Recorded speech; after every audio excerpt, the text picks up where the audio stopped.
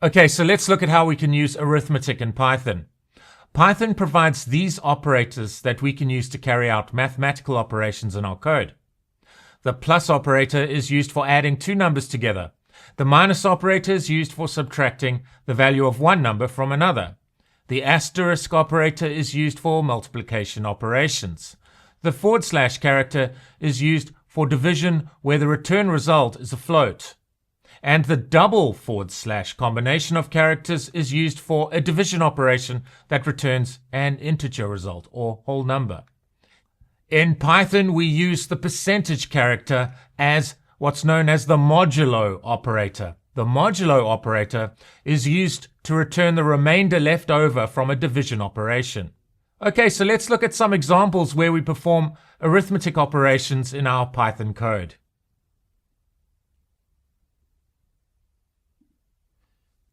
Firstly, let's look at the plus operator. We have the plus operator for adding two numbers together. For example, let's perform the mathematics that calculates the result of 5 plus 2. But let's make this a more practical example. Let's say we have a team of 5 developers and 2 new developers join the team. So let's first assign a whole number or integer value of 5 to a variable named team members count. So team members count equals to 5. So there's currently 5 members in our team of developers. Now we want to add 2 new developers. So let's assign a value of 2 to a variable named new team members count, like this. So 2 is assigned to a new variable, and you can see that both of these numbers are integers because these numbers are whole numbers that do not have fractal parts to them. So let's now add team members count, which is storing a value of 5, to new team members count, which is storing a value of 2. And to do that, we simply go team members count plus, so that's the plus operator that will carry out the addition operation, plus new team members count. And we want to assign this to a new variable.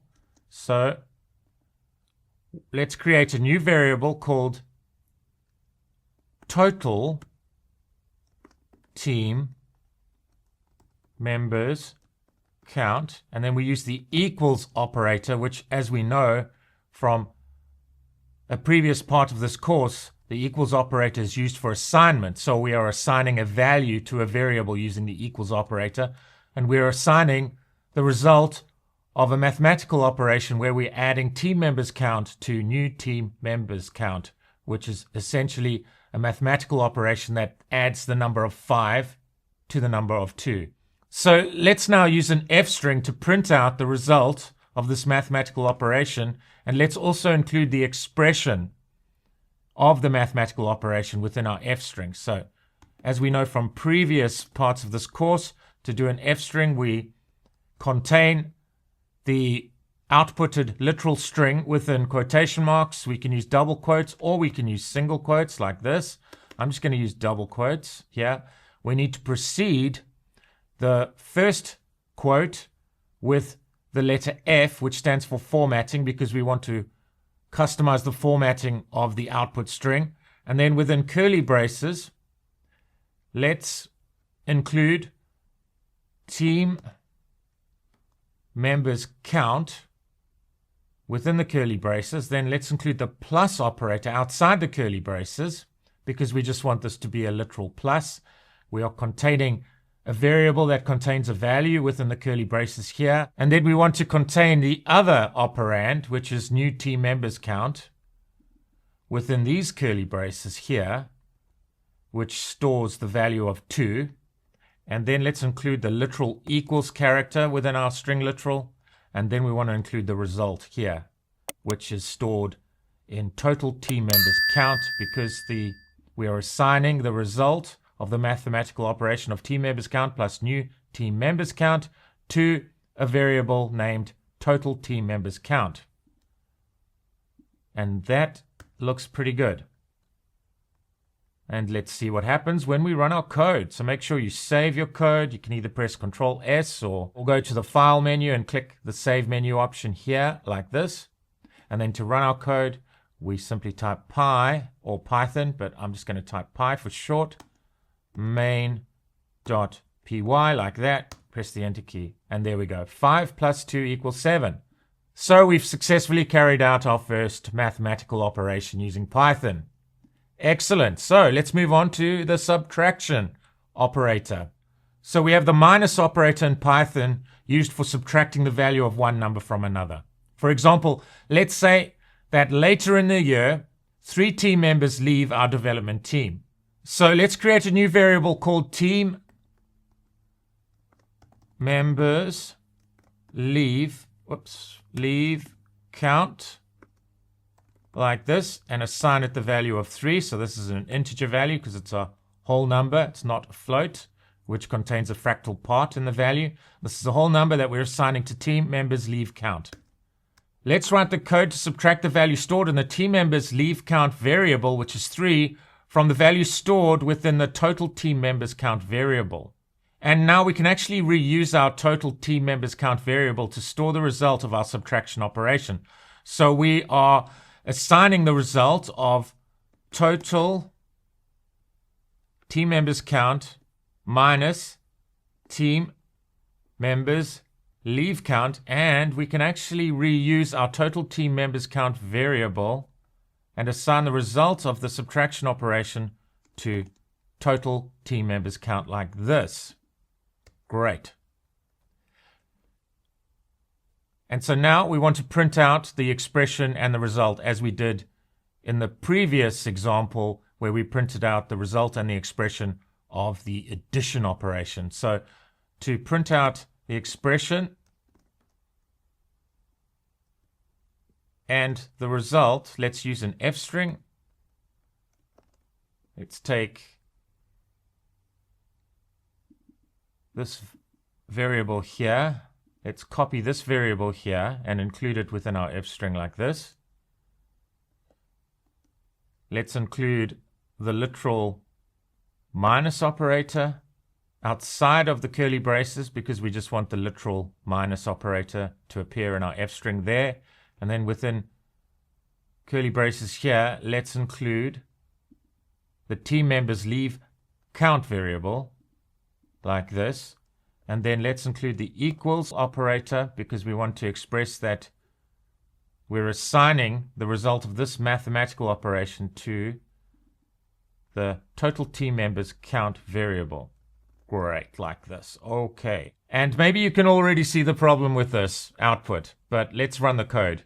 So py main.py equals, okay, and that was the result of our addition operation. And now you can see that there's a problem here because we're using total team members count here, which is within our subtraction operation. But the problem is we're including this output string after the subtraction operation has occurred. And of course, total team members count has now been altered by the actual subtraction operation. So this is reflecting 4, the actual result, whereas it should be representing 7. So to correct this, what we can do is keep track of what the value was before the mathematical operation occurred, the subtraction mathematical operation occurred. So, so let's create a new variable and let's name it team members count before subtraction, and let's assign it the value of the total team members count variable like this. So we're keeping track of it so that we can express, so we can accurately represent the expression within our output string here. So let's see what happens now, because we're keeping a record of the amount of team members before the subtraction operation is executed at this point. So we need to assign total team members count to the variable we're going to use to keep track of what the value was before the subtraction operation occurred. So that's why we're including this variable within the output expression here. Let's just clear the screen and run the code. And now let's see if we're getting the accurate output printed to the screen. And there we go. 7 minus 3 equals to 4, and that's what we want. So the amount of team members that exists within our developer team is now 4. Because 3 team members have left the development team, which obviously leaves us with 4 team members. Excellent. So we can now move on to multiplication. I'm just going to comment out the output for these 2 examples here, where we perform an addition operation and the example where we perform a subtraction operation. Excellent. So let's move on to performing multiplication. We have the asterisk operator in Python that we can include between 2 numbers in our code in order to multiply the relevant values together. So let's create a variable named class student count. Class student count. And let's assign it a value of 20. So what this variable represents is that a classroom has a capacity to accommodate 20 students. So class student count equals to 20. Okay, and now let's create a variable that represents the number of classrooms that a school has. And let's call this variable school classes count. And let's say the school has 5 classrooms. So let's assign school classes count a value of 5, like this.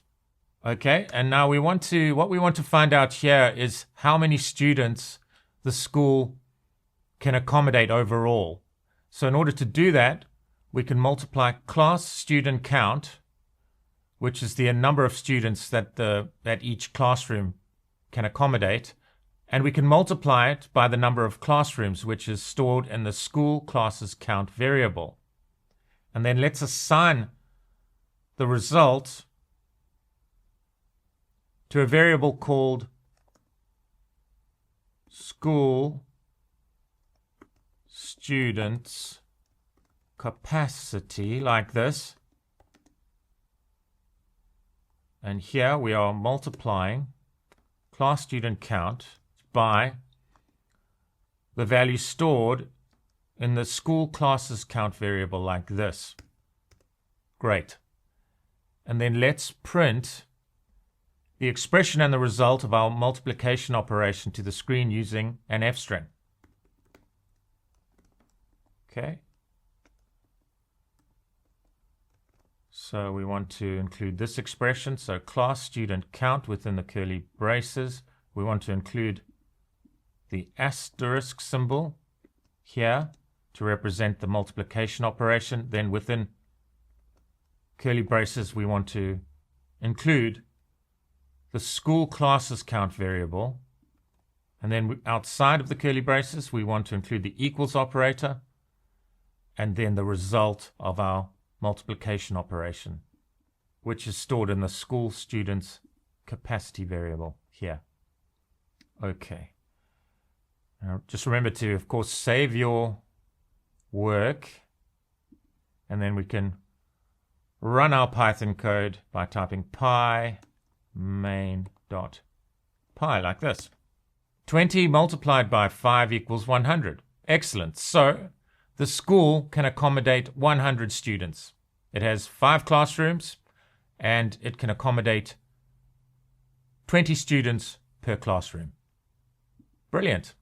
If you feel like you're gaining value, please hit that like button, and please consider subscribing to the channel if you haven't yet subscribed. And please don't forget to ring the bell. Please share this video with anyone you feel may benefit from its content. If you'd like to thank me by buying me a coffee, you can do that at my Buy Me a Coffee webpage at this URL. It will, of course, be greatly appreciated. If you have any questions about what you are learning in this course, please feel free to drop me a comment in the comments section. I will respond as soon as possible. Having said that, all comments are welcome. Your insights are always greatly appreciated. If you'd like to follow me on X, my username is @GavinLonDigital. Right, let's get back to learning Python. Great, so we've performed an addition operation a subtraction operation, and a multiplication operation. Now let's move on to look at division in Python. So a single / character is used in Python for division that returns a result that is a float. By a float, of course, we mean a number that contains a fractal part. So 2.25 is a float, which represents a value of 2 1/4. It is clearly not a whole number like the value of 2 because it contains a fractal part. It of course makes sense to store a value of 2 representing 2 human beings. It doesn't, however, make sense to store a value of 2 1/4 human beings. So you'd use an integer to store a value of 2 and you'd use a float to store a value of 2 1/4. So the single / operator in Python is used to divide one number by another and return a float. So we'd use this operator where we want to reflect a potentially more precise value for the result of a division operation. So where the value of a division operation may also contain a remainder that we want to include in the overall result, we would use the single / operator. So we'd use a double / operator if we want the result to reflect a whole number, so where we don't need the value to be so precise. We'll discuss the double / operator when we attack the next example. So let's say a team of 3 artists wrote a song that has made $100 this month. So let's assign the value of 100 to a variable named total payout, like this. Let's say that this value of $100 needs to be split up between 3 artists. So 3 artists wrote a particular song and they are receiving a check for $100. But each artist must receive an equal amount. So let's create a variable to represent the count of artists, like this. So let's assign the value of 3 to the variable we're going to call recipient count, like this. And then our mathematical operation, which will be a division operation, must use the single / character because for this particular operation, there may be a fractal part to the result. So we need to be precise because we are using monetary values here. So let's create a new variable called recipient payout. And let's assign it the result of our mathematical operation, which is going to be a division operation that returns a float. So recipient payout will be a float. So total payout divided by, using a single / character, and we want to divide it by the value of 3 stored in the recipient count variable, like this. And then let's print out the mathematical expression to the screen using an F string. And of course we know the drill by now. So let's copy this variable between these curly braces here. Let's include the literal / character within the literal string.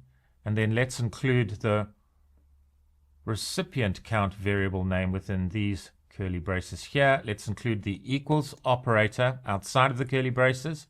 And then we want to include the result of the division operation within these curly braces here after the equals sign. And let's run our code. Excellent. So you can see that each recipient, each artist will receive 33.33, blah, blah, blah, lots of decimal places. So they got a lot of precision here. And you can see this is definitely a float because it has the decimal point here followed by these values which indicate the precision of the value. So you could round this down to 33 and that would be a whole number. But for precision, you're including the values after the decimal point here. But we could round it down so it looks more like a monetary value. We could round it down to 2 decimal places. And how you do that in Python is by including a colon, then a dot, and then 2 Fs. So we want to round down our float to 2 decimal places. Let's save our code. Let's go pi main.py to run our code. And there we go. So now it's $33.33 that each artist receives from the total payout, which is $100. Now, as discussed, the difference between the single / operator and the double / operator is that the double / operator will always return an integer, and the single / operator will return a float. And of course, a float is great for representing monetary values where you need precision. You know, you don't want an artist to feel cheated out of their 33 cents. So we got precision with monetary values, and you could also, for example, have precision with scientific calculations. So wherever precision is needed in the value, you would use a float rather than a whole number or integer. So for this example, we're going to go back to the school example. So what if we knew that the school could accommodate 100 students and that an equal number of students could be accommodated in each class, and that the school has 5 classrooms? We know that the result must be a whole number, an integer. So it is appropriate to use the double division operator, this one, for our calculation because we know that the result of the calculation will be a whole number. So let's use the same variables from our multiplication operation example, and this time perform a division operation to find out how many students each classroom can accommodate. So let's divide the value stored in the variable school students capacity. So we've got this variable here from our multiplication operation, and let's divide it by school classes count, like this. And let's assign it to a variable called class student count. So we're dividing the capacity of students that the school can accommodate by the school's available classrooms. So that's a value of 5, and that's a value of 100. So of course our result should be 20. So each classroom in the school can accommodate 20 students. Right, let's print the F string to the screen. I'm just going to grab this here to make this a bit quicker. And this time we are dividing school students capacity by school classes count, which yields a result. Okay, so we're printing out the expression and the result of our division operation, but there's a little issue here. We need to replace this asterisk, of course, with the double / operator, which represents a division operation in Python that returns an integer value. Great, let's clear the screen and let's run our code.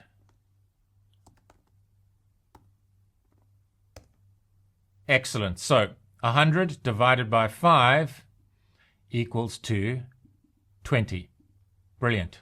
I just want to point something out about doing a division that returns a float. So even if a number divides evenly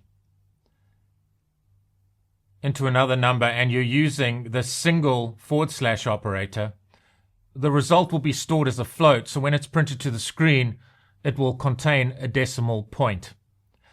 So let's see that in action. So I've just changed the double to a single here. So let's go pi main.py, and there you go, 20.0. So it's returned a float, and of course we don't want that to be a single / operator. We want that to be a double / operator because we want this particular division operation to return an integer. And let's confirm that that is the case.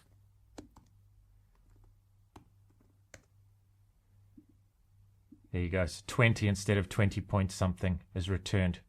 So 20 instead of 20.0 is now returned because we're using the correct division operator, where the result is expected to be a whole number, an integer value. Excellent. So what if we just want to return the remainder value of a division operation? We can use the modulo operator for this purpose, which in Python is represented by the percentage character. So this character here represents the modulo operator. Let's go back to the school example again. So remember, we have 5 classrooms in our school. We know that each classroom can accommodate the same number of students. The result of 5 divided into 100 is 20, which means each classroom can accommodate 20 students. Let's say that we have extra capacity in a smaller room that used to be a stock room, but now we want to convert it into a little classroom. And we want to know how many students that little classroom can accommodate. We do know that the total number of students that can be accommodated in the school is now 104, so not 100, 104.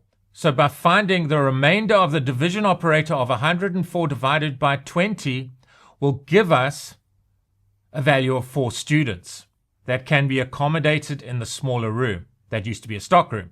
Let's see if this works by using the modulo operator in Python. So what we want to do is divide 104 by 5, and we're hoping that the result will just be the remainder, which should be 4, representing 4 students that can be accommodated in the room that used to be a stock room, so the smaller room.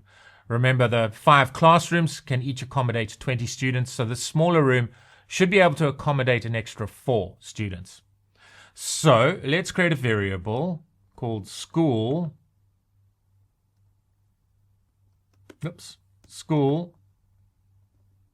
student capacity, and let's assign 104 to our variable like that.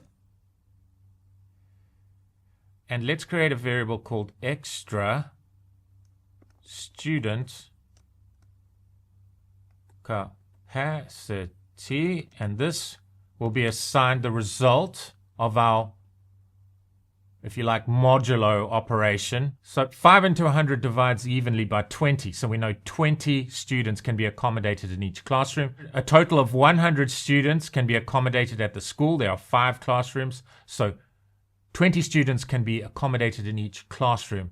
But we now know that the total capacity is 104 of the school. We know that each of the 5 classrooms can accommodate 20 students. So we're hoping our modulo operation of 104 divided by 5, which is the number of classrooms, will present us with the remainder of students that can be accommodated. So it should yield a value of 4. So our modulo operation should yield a value of 4. So let's see if that works. So let's divide school students capacity, which is now 104, and we're not dividing it, we're using the modulo operation. So it is dividing it, but the result is going to be the remainder of students after we've divided 5, the number of classrooms, into the total capacity of students that the school can accommodate, which is now 104. So the remainder should be 4, representing the number of students that can be accommodated in the smaller room that used to be a stock room. So school students capacity, then the modulus operator represented by the percentage symbol, and then school classes count. School classes count, which stores a value of 5. So if we go back to the multiplication example, you can see that school classes count is equal to 5. So we're dividing school students capacity, that's the total amount of students that the school can accommodate, which is now 104. It used to be 100, but we found this extra room, so it's now 104. And we want this operation to return the remainder after dividing 5 into 104. And we are using the modulo operator for this purpose. So we just want the remainder returned, not the result of a division operation. Okay, so let's do our usual thing. Let's print the appropriate F string to the screen like this, and let's replace the double / here with percentage symbol, and let's appropriately replace these variables. Okay, well that's correct there. Oh, that's correct. And then extra student capacity is the result we want in our F string. Okay, and let's run our code to see if the appropriate result is returned in our F string. So 104, and then the modulo operator 5 gives us a result of 4, which is exactly what we want. So that means 4 students can be accommodated in the smaller room, the stock room. So you can see by the example, this is where you would want to use the modulo operator. So there will be times maybe where you want to check whether a value divides evenly into another value, and you can do that by checking the result, by checking that the result is 0. So if we change this to 100, that means 5 stored in the school classes count variable divided into 100 will return a value of 20. So that means there's no remainder and a value of 0 should be returned by the operation where we're using the modulo operator. In fact, we can comment that out because school students' capacity will be 100 because we performed a multiplication operation in the multiplication example. So 20 times 5, that's 20 students times 5 classrooms, gives us a capacity of 100 students for the school. So we don't need to reset it here. Let's just comment that out. And then this operation now should return a result of 0 because school classes count, which stores a value of 5, divides into school students' capacity, which stores a value of 100, evenly. It yields a result of 20. So let's clear the screen, type pi main.py to run our code, and there we go. So you can see how this could be useful in your code where you need to check whether one number divides evenly into another. So obviously you would check if the result is greater than 0 to assess whether there's a remainder in the result of the relevant division operation. Excellent. Okay, it's important to note that there is no plus plus or minus minus operator in Python. So in C++ and C# and Java, for example, you could increment a variable's value by 1 simply by adding plus plus after a variable. If we did that in Python, an exception is thrown. So let's say we have 5 pizzas. So I'm going to create a variable called pizzas and set its value to 5. We've got 5 pizzas. And then we can't go pizzas plus plus like that because we'll definitely get an exception thrown. You can already see that it is highlighted in red here. The plus plus is highlighted in red, indicating that this is not valid Python code. So this is not valid Python syntax. So if I try to run that, just make sure I've saved it, pi main.py. So if I try to run that, well, of course we get an exception. Syntax error, invalid syntax. So we can't do that. But what we can do is use this syntax. So we could, as we've shown earlier, you can go pizzas equals to pizzas plus 1 to increment the value of pizzas by 1 like this. That's not a problem. Let's just print pizzas to the screen like that. So if we go pi main.py, we got value of 6 printed to the screen here. So that's no problem. But to make the code more simple, so because we're using the same variable, i.e. to store the result, as well as the variable within the actual mathematical expression, we can shorten this code and we can go like this, plus equals to 1, like that. We can also do this in C++, C#, and Java. So we just go pizzas plus equal to 1, which will increment the value of pizzas by a value of 1. Let's just test that. Let's clear the screen first. Pi main.py. There we go. So it's incremented the value by 1. So we've got 6 pizzas now. You could increment the value by any number, really. So if we incremented the value by, say, 13,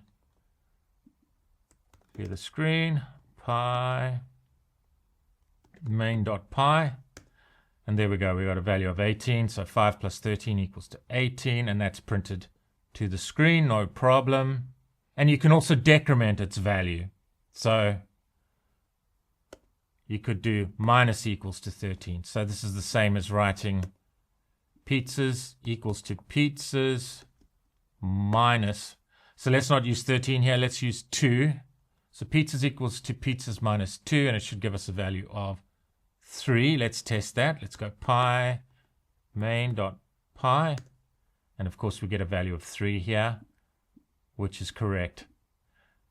And as we did with the plus example, we can go minus equals because we are using pizzas within the mathematical operation, and we are also using pizzas to store the result.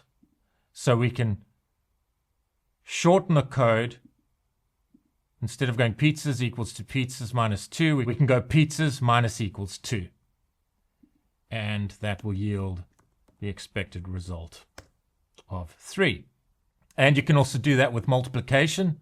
So let's say we had 2 other pizza deliveries. So we've had 3 pizza deliveries in total. A delivery of 5 pizzas each time. 3 pizza deliveries. So 5 times 3. So pizzas asterisk symbol equals to 3 is the same as pizzas equals to pizzas multiplied by 3. So pizzas equals to pizzas multiply asterisk symbol 3, like that. And then when we run our code, great, so we get a value of 15. So 15 pizzas in total. We got 5 pizzas with each delivery, 3 deliveries in total. 5 times 3 equals to 15 pizzas. That's the total number of pizzas that have been delivered to us. So, of course, we can shorten this code. Let's just test that. And, of course, we get 15 pizzas as our result, which is correct. And we can do it with the divide operator. So if we go single divide equals to 3, so that's pizzas equals to pizzas divided by 3. So if we go pi main.pi like that, we get a float because, as we demonstrated earlier, the single division operator will return a float. And we can do the same with the double operator here. So that will be pizzas equals to pizzas divided by 3. But the mathematical operation in this case will return an integer. So let's see what happens when we run our code. And we get a value of 1 because it's rounding down to the nearest whole number. 3 divided into 5 only divides into 5 once. But if we wanted more precision in the result, we can use a single forward slash like this. And let's test what happens when we run our code.